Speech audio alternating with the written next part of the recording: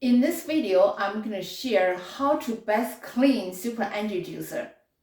Welcome to another episode of Health Talk 180, where we share information on health and healing with holistic protocols.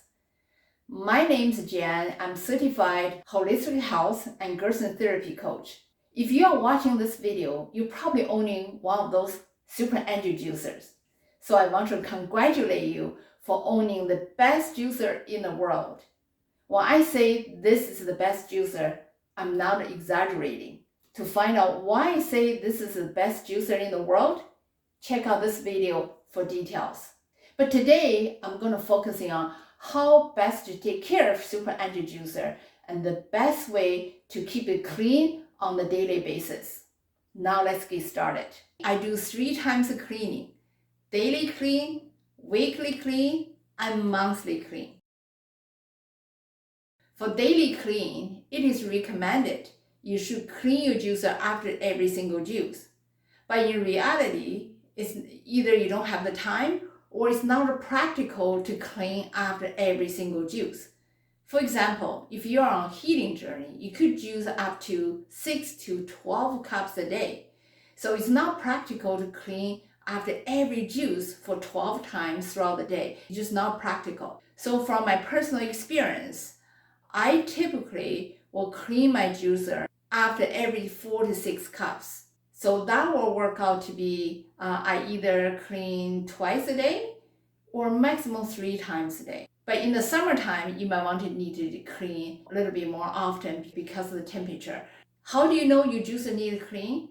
Because if you keep on juicing, eventually the fibers are going to plug up the gears. So it will be hard for the vegetable to go through the gear, and then you will realize there's a pops on the top which is now going down. That really become very inefficient and take a longer time to juice a cup of juice. I lose the latch, and it's always a good idea to put it in reverse a little bit, so we're easily for the gear, the housing separate. So now it's easy. Take it off. Take off the housing from the gear.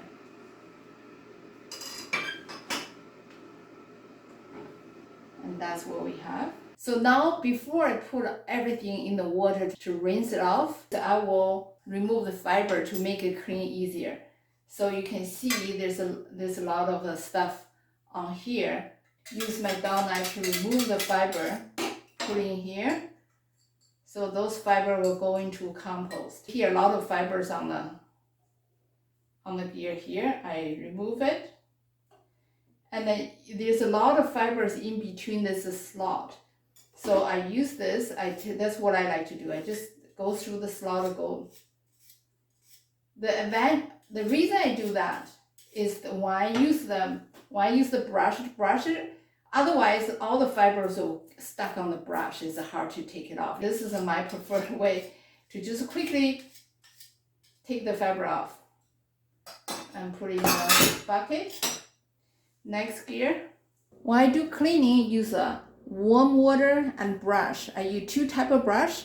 One is a brush like this, and another one a brush like this. This brush is very, very useful. I got this brush from dollar store for $1.25. You just rinse the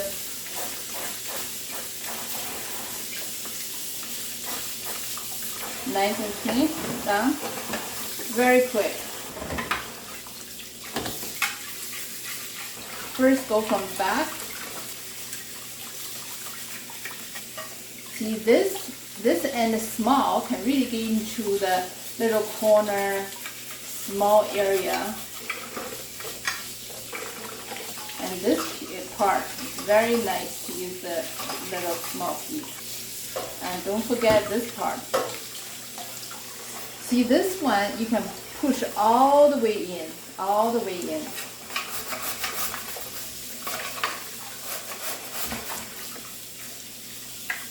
So now it's ready to put together. You don't have to leave it out dry. I just put it right back on the machine and get ready for the next juice. Now let's talk about weekly clean. I do this a couple times a week. What I use is after the daily clean, I use a lemon peel. We drink the lemon water in the morning. So left was this. So I cut it up. Then I run through the engine machine at the end of the day, leave it overnight, and then next morning, clean it before my first use. So this lemon peel is super good. One is the peel itself will scraping the gears, removing the freshly deposited mineral and calcium. And also it serves as a disinfect. And clean next morning, the machine smells very, very fresh.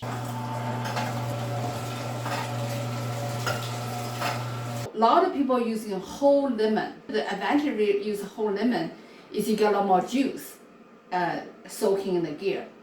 But I do not like to use the whole lemon because I want to use the lemon inside the lemon juice, consume that, and only use the part that we cannot consume. It's more of my habit of utilizing everything in the most efficient way. So I only use this part. So once I'm done, I put this back in, just so that I can soak up this part.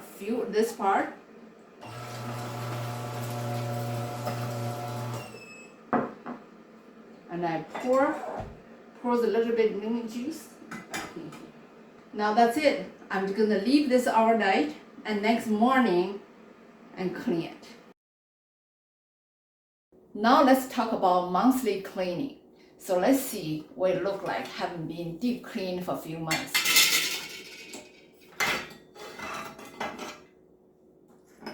So you can see the gear. The dark are the mineral calcium deposit on the gear.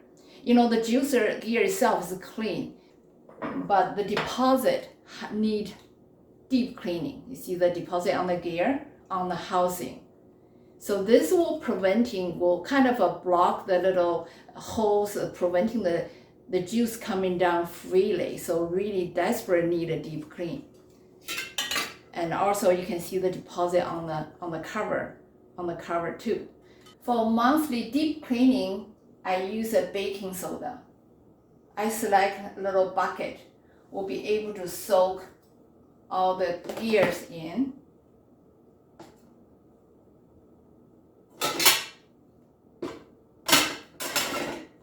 Like this. Then I have my baking soda, 1 tablespoon measuring, and a 1 liter measuring cup. The ratio is 1 tablespoon baking soda for 1 liter warm water. Let's get the warm water going.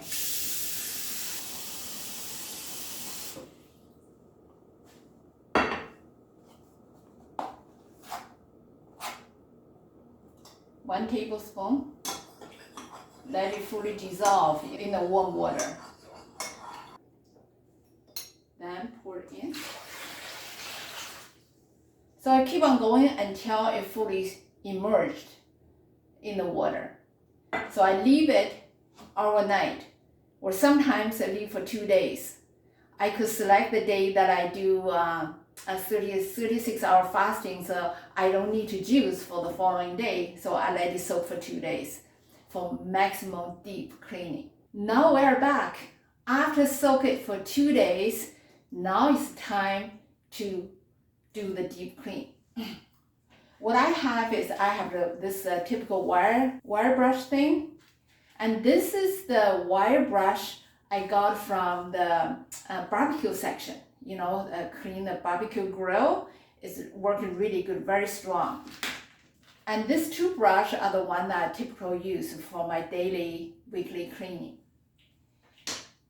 And I still have my baking soda. I'm gonna put a little bit baking soda powder here because I need to use the dry powder as part of my cleaning. Okay, so now you see the gear, there's a little slot. It's best to clean deep, a little bit baking soda, just scrubbing it like this.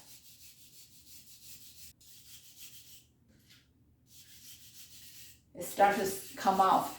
the overnight soaking really loosed up the mineral calcium deposit and make it cleaning possible. I put a little plastic cover here to protect my countertop. I put it down. I can really use some force. I'm brushing it. Now for this part, it's a lot easier to use this thing. And put a little bit dry powder on, and just, now I got my gloves on.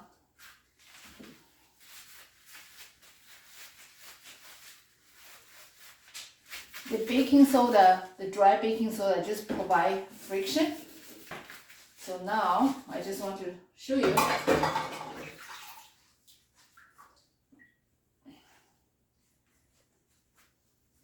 It's already much better.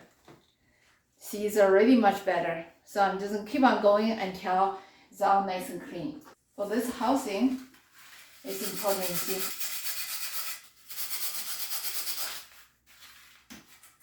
This side can really get into the small areas. This part can really get into this part, you know, and then get into this part. It's very, very handy. And this side, push in to clean inside. Now I finished cleaning them. I want to show you how nice it is to see, nice and shiny and clean. All the mineral calcium deposit being removed. See this housing, nice and shining, nice and clean, right? See, nice.